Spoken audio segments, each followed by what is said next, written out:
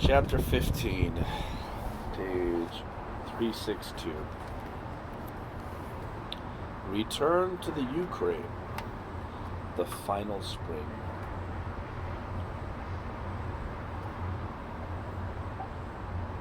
After a rushed, jolting journey, we re-entered the Ukraine, where the ground had not yet entirely absorbed the spring runoff. There were long stretches of gluey mud, which we were able to cross only with great difficulty. The weather was beautiful, even hot. We often stripped to the waist. On the road, we received new orders. We were no longer to proceed to Vinica. Instead, we were to re-establish communication between the rear and the front, which were continuously harassed by partisans. We were ordered to annihilate these bands. Their attacks had grown increasingly virulent and often paralyzed the already uncertain flow of supplies. The Vinica bridgehead had to be maintained as a starting point for new German offensive, which would break up the wedge the Russians had driven into Poland before Lvov, and re-establish a connection with the north, which appeared to be holding.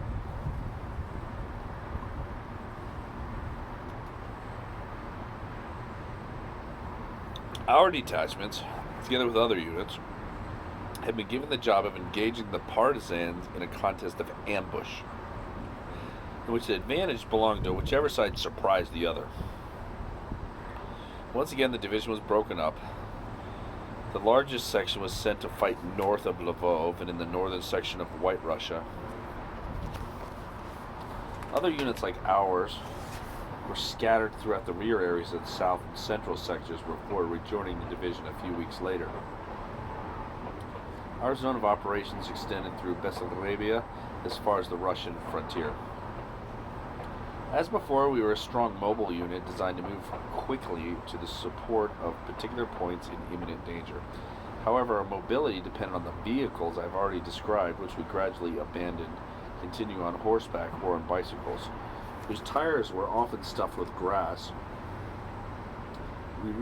We requisitioned the horses, bicycles, and other vehicles from the thousands of refugees, Ukrainians, gypsies, Polish colonists, and others who were fleeing the red tide in a vast throng.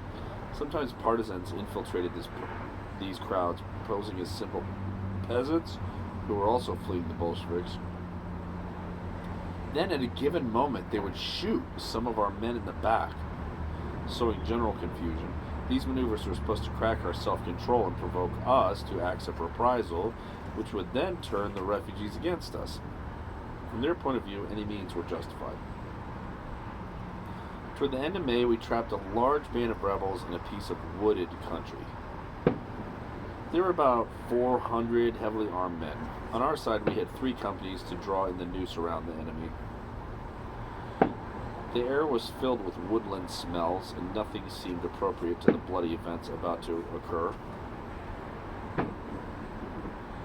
By the way, it's July 5th, and you're hearing fireworks. Those aren't war sounds that I've conveniently put into the book, but they do kind of work perfect, don't they? The morning was splendid. Birds and small animals of every kind were running and fluttering through the branches to get out of our way. Wild animals, even ferocious ones, always flee armed men. This time the hunters were tracking far more dangerous game. The birds, fearing and fleeing us, could never imagine that the masters of the world, who should have feared nothing, had created enemies of a size and ferocity which equaled their own. Human beings, rulers of the animal world, had created their own destruction. A process of natural selection, often very badly organized, periodically topples our crown.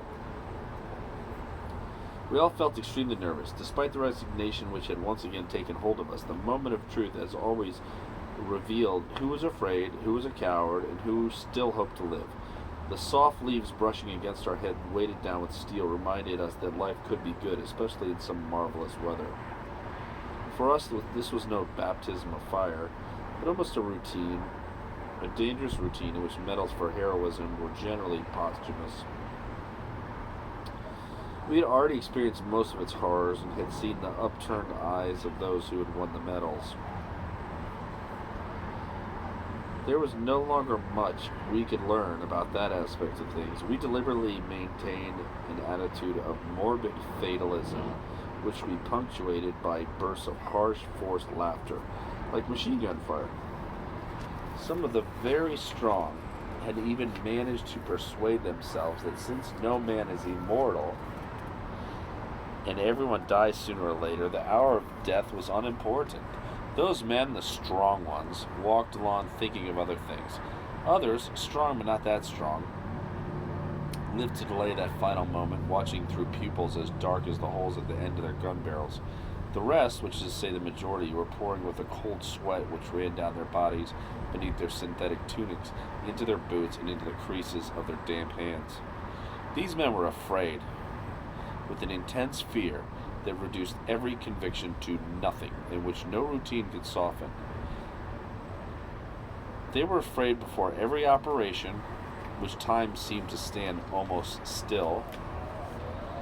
Even those who managed to stop thinking were still assailed by fear, as persists in the daylight, which illuminates treetops one is still unaware of.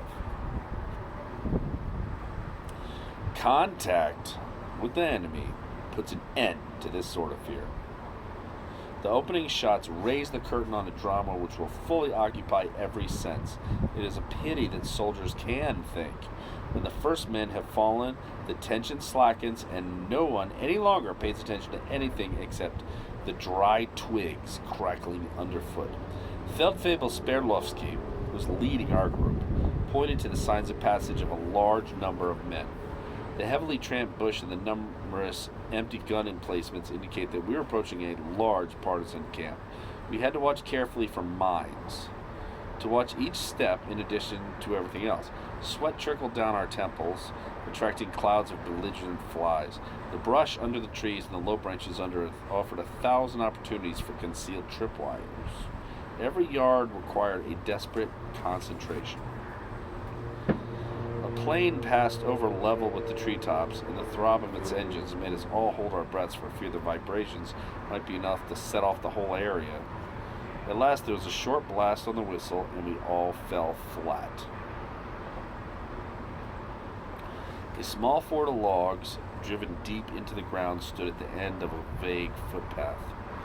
At the far end of our group, fighting had already begun.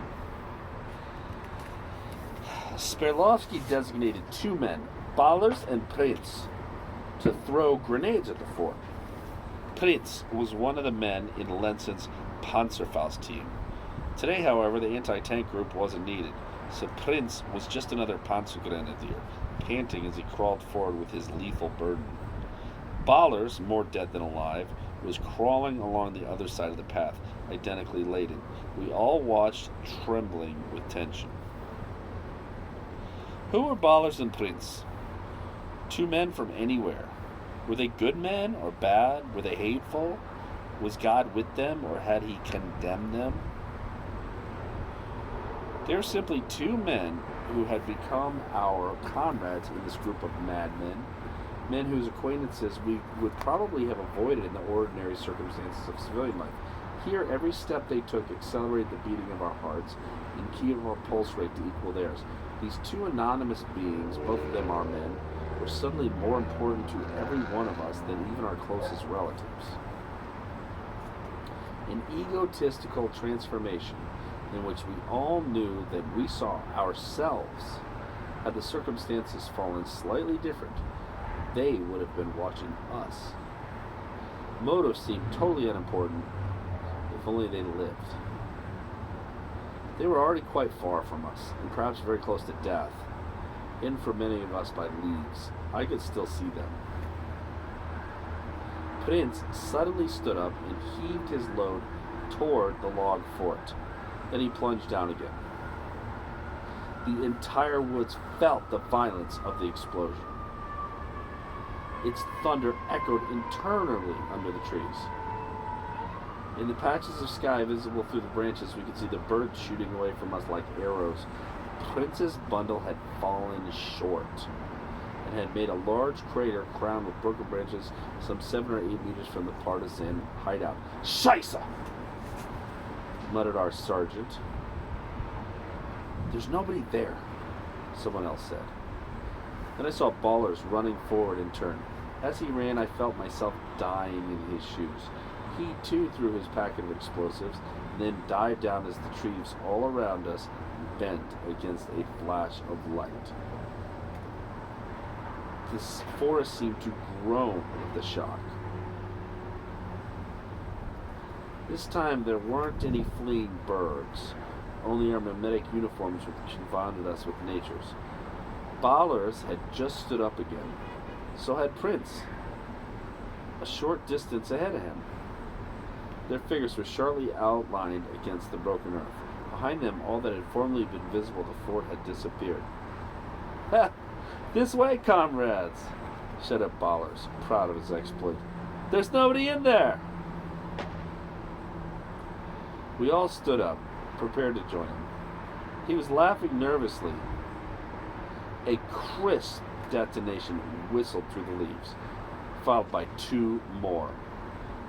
Prince was running toward us, but Ballers wasn't.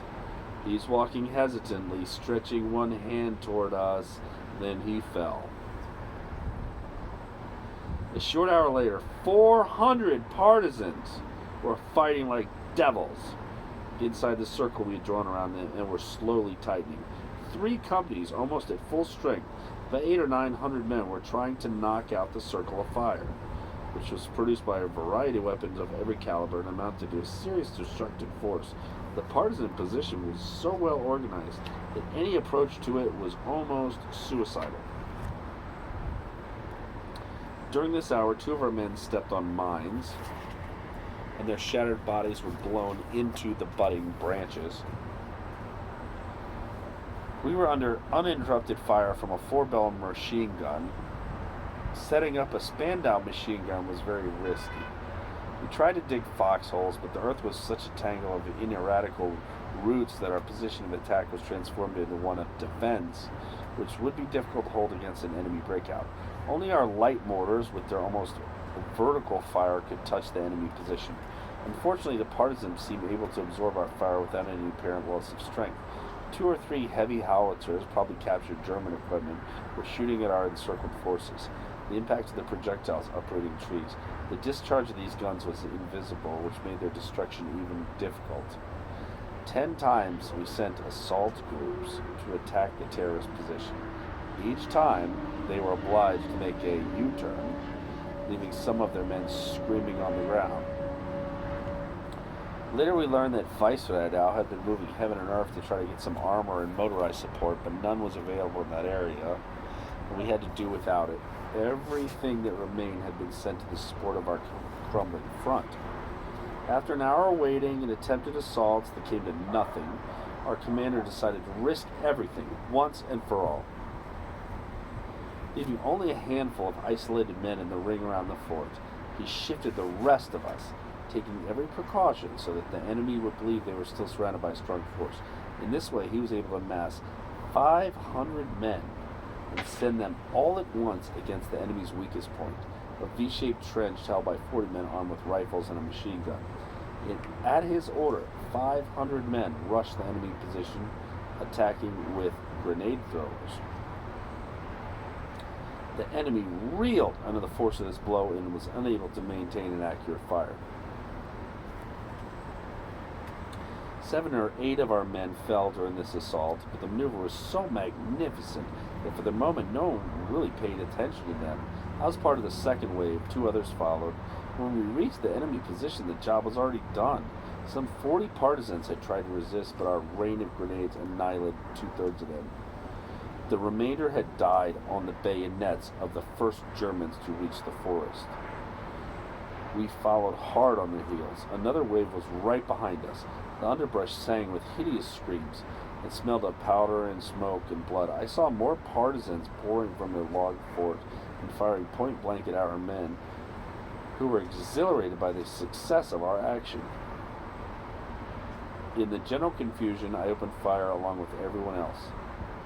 A tall Russian fired at me 3 times without hitting me, although I made no effort to dodge him. Then he rushed at me, shouting and waving his gun, holding the butt in the air. 2 of our men joined me and fired at the Russian. He fell and tried to reload his gun, but we jumped him immediately, battering him with our butts. He died under our blows. At the foot of the blockhouse, a desperate hand-to-hand struggle was in progress. Something exploded in the middle of the fighting, sending shattering fragments of German and partisan bodies flying through the air. Other men ran up to continue the fighting, surrounded by the dead and dying.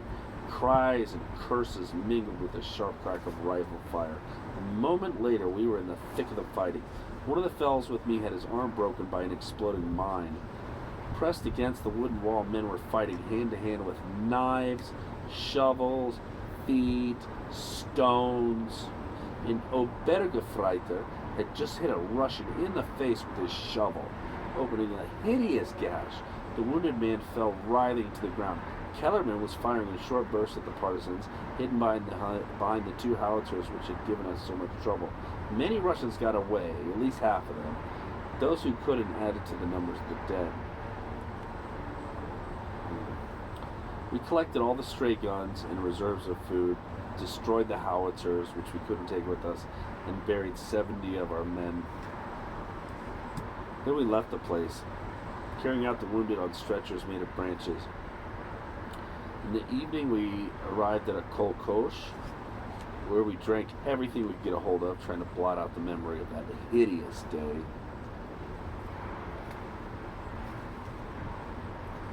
Spring in the Ukraine. Endless days of almost unbroken light. A luminous darkness fell toward 11 at night to yield to a pink dawn only a few hours later. The weather was perfect, a warm, reviving wind before the crushing heat of summer. Unfortunately, although the season made us dream of peace, the monster of war was finally able to emerge from the paralysis of winter and the thaw. The pale blue sky belonged to the Russians, whose air power had grown enormously. The Luftwaffe, whose numbers had been seriously reduced by the necessity of defending German cities and dealing with the increasing demands of the Western Front, flew daily sorties which amounted to suicide flights against overwhelming enemy strength on the ground and in the air. Our few victories were the product of absolute heroism. The sky in the front belonged to the enemy. The rear areas were contested by two nearly equal opponents, the German army and the partisans. We continually sent out patrols. Almost every sortie produced a clash. Every hill and hedge and cottage held a mine, or hid an ambush. We had almost no vehicles of any kind, no gas, no spare parts. We were also not receiving any fresh supplies. The odd, ill-sorted convoys still pressing through continuous air attacks were not destined for us, but for the faltering, collapsing front. When they arrived in the forward zone, they were able to make the correct units only by accident. More often than not, their cargoes were absorbed by the hordes of starving men retreating under a deluge of fire. We ourselves received at the greatest risk about a tenth of what we needed. We were obliged to live off the local inhabitants, who were very hard-pressed themselves and more than reluctant in their attitude toward us. The problem of food had become extremely serious. As it was spring, there was still very few fruits, and hunting was more dangerous for us than for the game. A small hamlet sheltered what remained of our three companies. Between operations, men slept almost naked on the ground. Those who sleep dine, says the proverb. For us, it was vitally important that this become the reality.